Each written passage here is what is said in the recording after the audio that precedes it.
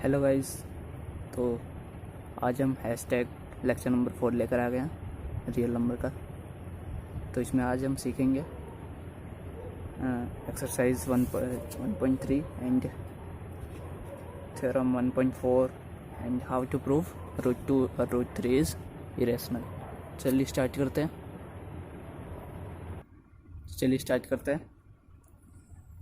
तो पहले आप बताइए मुझे रैशनल नंबर और इरेशनल नंबर इसमें कुछ डिफरेंस होते हैं। तो चलिए आपको बताते हैं क्या होते हैं। अगर हम रैशनल नंबर की बात करें तो all the numbers that can be represent by P by Q की फॉर्म में जो नंबर आ जाए, जहाँ पे क्यू जो है हमारा वो 0 ना हो, वो क्या होते हैं हमारे रैशनल नंबर।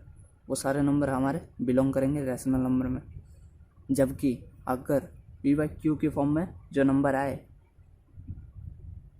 मतलब पी बाई क्यू की फॉर्म में जो नंबर ना आए, जहाँ पे क्यू नॉट इक्वल टू 0 हो, लेकिन इसकी फॉर्म में ही ना आए, तो वो क्या हो जाएंगे हमारे इरेशनल नंबर्स। तो इरेशनल नंबर क्या होते हैं? जो पी बाई क्यू की फॉर्म में नहीं आते, मतलब जिनको हम पी बाई क्यू की फॉर्म में नहीं लिख सकते। ठीक है, चलिए पढ़ते हैं थ्योरम 1.3 थ्योरम नंबर 1.3 क्या कहता है कि दिखाता हूँ आपको। Theorem 1.3, let P be a prime number if P divides A square then P divide A where A is a prime integers। तो इसमें मेनली बोल के रहा है कि अगर P जो है प्राइम नंबर है तो P अगर डिवाइड करता है A स्क्वायर को, तो जो P है ना सिंगल P सिर्फ, वो डिवाइड करेगा A को। तो चलिए इसका प्रूफ देखते हैं। थ्योरम नंबर 1.4 में देखेंगे कैसे होगा इसका प्रूफ। और ये मेनली यूज़ होगा हमारे प्रूफ करने के लिए इरेशनल नंबर। चलिए स्टार्ट करते हैं 1.4 थ्योरम, जिसमें हमें बोला है कि रूट 2 इज़ अ इरेशनल। इसे प्रूफ करना है, तो हम इसे प्रूफ करेंगे बाय 1.3 थ्योरम से। चलिए देखते हैं कैसे होगा ये प्रूफ बाय 1.3 थ्योरम। चलिए स्टार्ट करते हैं। क्या प्रूफ करना है हमें प्रूफ करना है root 2 is a irrational number. ये प्रूफ करना है, प्रूफ करना है हमें। ठीक है, चलिए हम कुछ कंसीडर करते हैं कि लेट अस कंसीडर और एज्यूम जो रूट 2 है हमारा वो रैशनल नंबर है। Now so we can say that जो रूट 2 है उसको हम कैसे लिख सकते हैं? रूट 2 को कैसे लिख सकते हैं? ए बाय बी की फॉर्म में लिख सकते हैं, जहाँ पे ए और बी क्या होंगे? इंटीजर्स होंगे। Where a and b are integers and b not belong to 0। ठीक है, तो ये बोल सकते हैं हम कि ए और बी इंटीजर्स होंगे और बी जो होगा वो हमारा नहीं बिलोंग करेगा 0 को। ठीक है, और अगर उसके बाद सुनिए, मतलब suppose a and b have a common factor other than 1, then we divide by the common factor to get root 2 is equal to a by b, where a and b are o prime। मतलब कि suppose करते हैं कि late कर ले रहे हैं हम कि ए और बी है वो हैव कॉमन फैक्टर, उनके पास कॉमन फैक्टर है जो कि अनदर मतलब common factor other then one है, मतलब एक के अलावा भी कोई कॉमन फैक्टर है उनके पास जो कि डिवाइड कर रहा है √2 को, तो उसको हम डिवाइडेड बाय √2, ठीक है। तो उसको हम कैसे लिख सकते हैं, √2 is equal to a/b where a and b are coprime. मतलब को प्राइम क्या होता है, को प्राइम वो नंबर्स होते हैं जो कि खुद और 1 से डिविजिबल हो, जैसे 3 5, 3 का फैक्टर क्या होगा 1 इंटू 3, 5 का 1 इंटू 5, मतलब जो नंबर है वो इटसेल्फ एंड 1 से वो डिविजिबल बाय हो, ठीक है। तो वो होते हैं को प्राइम नंबर्स, वो क्या होते हैं को प्राइम नंबर्स, ठीक है। अब मान लिया हमने ए और बी क्या है को प्राइम है, मतलब ये खुद से डिवाइड होंगे या 1 से डिवाइड होंगे। तो चलिए और सॉल्व करते हैं, इसको फर्दर सॉल्व करते हैं। तो ये क्या हो जाएगा, √2 b is equal to a, ठीक है। ये कैसे कर सकते हैं हम, नाउ चलो स्क्वायर करते हैं, दोनों तरफ सॉल्व करते हैं इसे, स्क्वायरिंग ऑन बोथ साइड।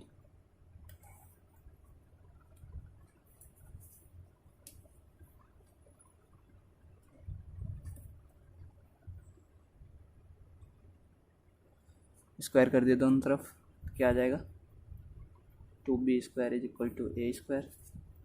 अब हेयर 1.3 थ्योरम का यूज़ होगा, जिसमें क्या बोल रहा था कि अगर जो 2b² है वो एक को 2b² है वो a के स्क्वायर से डिविजिबल है, मतलब 2b² जो है वो a के स्क्वायर से डिविजिबल है, तो क्या होगा, जो 2 है ना वो भी डिविजिबल हो जाएगा a से, वो भी डिविजिबल हो जाएगा बाय a से, 2 will be also divisible bye a bye theorem 1.3, ठीक है। अब a से डिविजिबल है तो उसके लिए हम ये भी बोल सकते हैं 2 is equal to 2c is equal to a, ये बोल सकते हैं। क्यों, क्योंकि यहाँ पे c एक let c be any integer, c be any integer,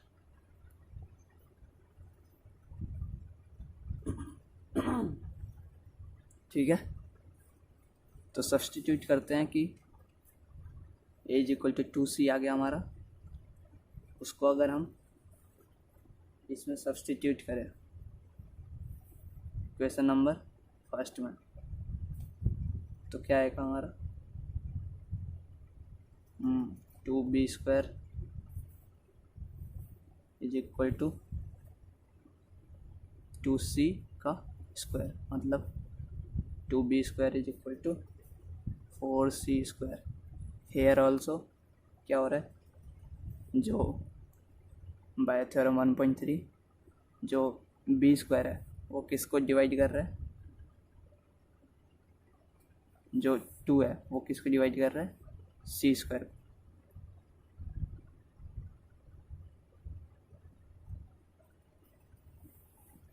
मतलब यूज़ कर और सॉल्व करते इसे, तो क्या हो जाएगा b² is equal to 2c²।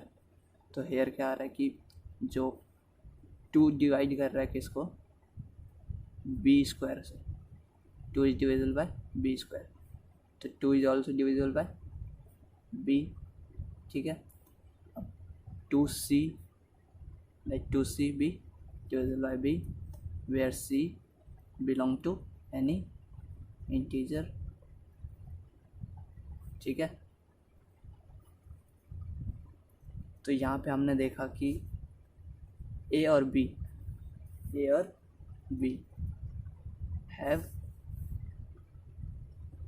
2 as a factor, मतलब ये 2 से भी डिवाइड हो रहे हैं, बी भी डिवाइड हो रहा है और 2 भी हो रहा है, लेकिन हमने सपोज क्या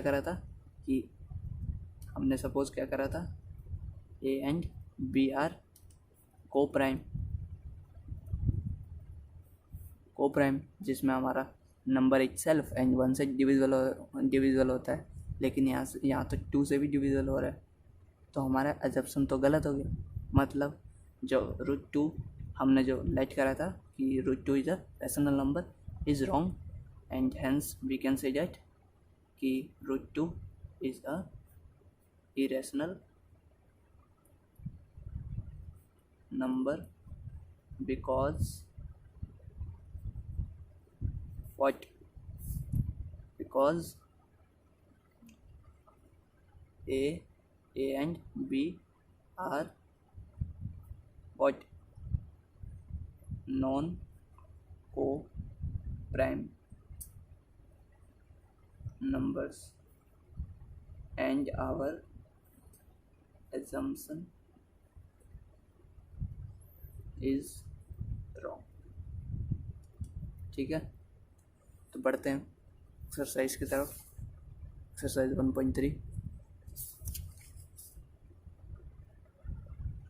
तो चलिए क्वेश्चन नंबर एग्जाम्पल का 9 करते हैं। Prove that √3 is a irrational. तो हमने अभी करा वैसे ही करेंगे ये भी, कि इसको लेट कर लेंगे कि ये रैशनल नंबर है। तो सपोज करेंगे लेट अस एज्यूम और कॉन्ट्रैडिक्ट कर लेते हैं कि √3 is a rational number so but √3 जो है उसको हम कैसे लिख सकते हैं? उसको हम कह सकते हैं कि ये a/b की फॉर्म में लिख सकता है उसको, ठीक है, जहाँ पे a और b क्या है, a and b belong to integer, है ना, इंटीजर पे बिलोंग करेंगे, और a और b are a and b are coprime, मतलब इनके 1 और 1 से ज़्यादा फैक्टर नहीं होते, ठीक है। को प्राइम है, इसका मतलब द नंबर इटसेल्फ एंड 1 से डिविजिबल है, ठीक है। तो चलिए और करते हैं आगे, इसको फर्दर सॉल्व करेंगे तो क्या हो जाएगा, √3 b is equal to a। Now squaring both side, squaring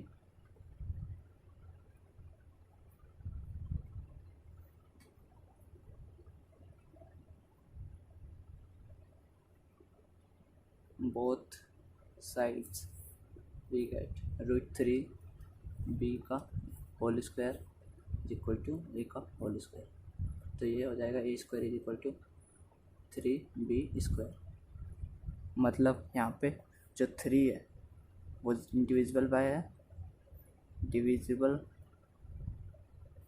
bye a² and also by theorem 1.3 3 is divisible by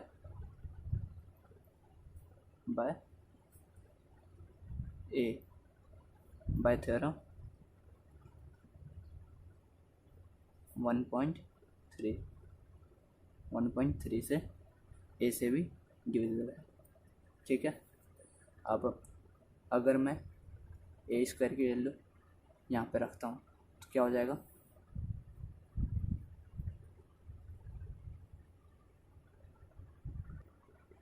इसलिए हम बोल सकते हैं कि जो 3 है 3 equal to 3c is equal to a, जहाँ पे c क्या है, c बिलोंग टू इंटीजर, ठीक है।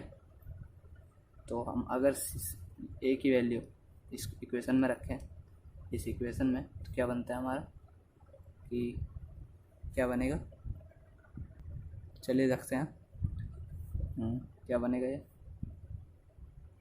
√3b का whole square is equal to 3c का whole square, that is 9c² is equal to 3b²। इसको फर्दर सॉल्व करेंगे तो क्या हो जाएगा, b² is equal to 3c²। तो यहाँ भी अगर हम देख सकते हैं कि जो b² है इज डिविजिबल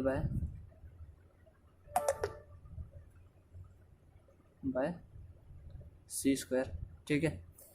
तो बाय थ्योरम 1.3 हम बोल सकते हैं कि b is also divisible bye c bye theorem 1.3 से, ठीक है। तो हम बोल सकते हैं कि वो डिविजिबल बाय 3 है।